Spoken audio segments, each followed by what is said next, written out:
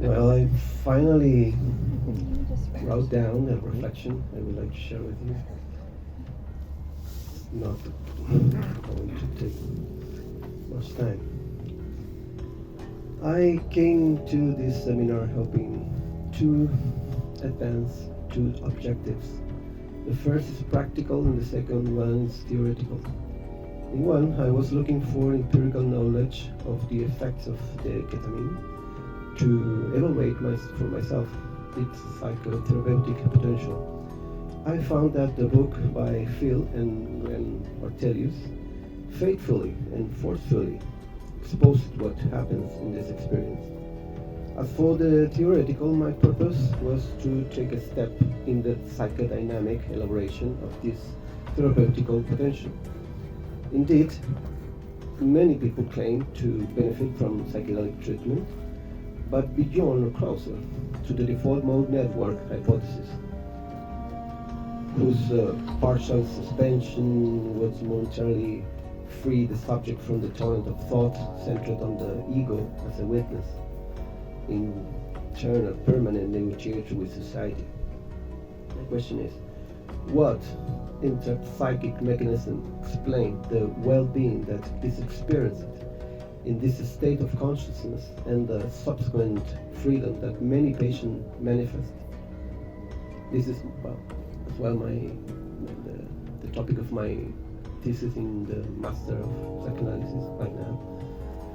After receiving the IM dose last Wednesday, just a moment later, I felt a rush of bodily pressure that followed as a body blackout up to a point.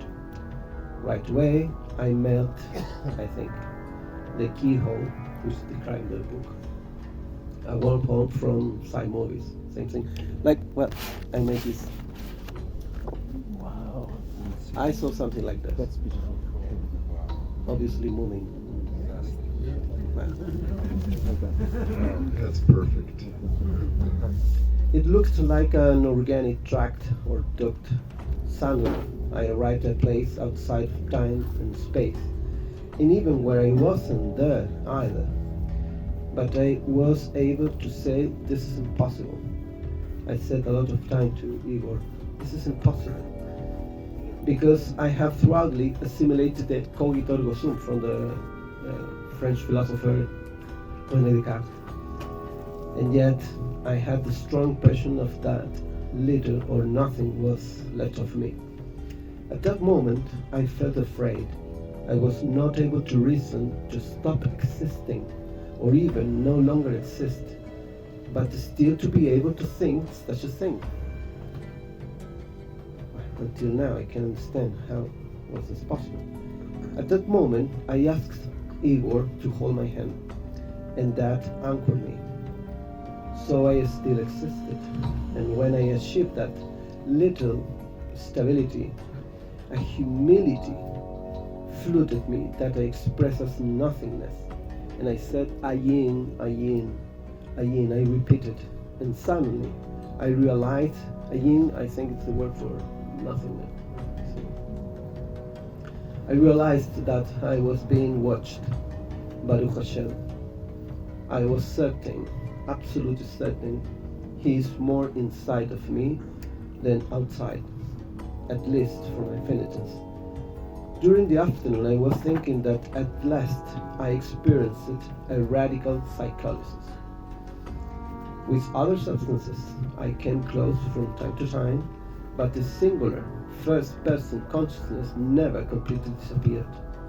This time, I cannot explain it, I went much farther and almost became extinct, and paradoxically, that possibility made me reflect on my death in a different way, on my finitude and on the fact that my hours are numbered, and that I must remember that I am a decision after another every moment, and that when I can't decide anything about, well, nothing to do.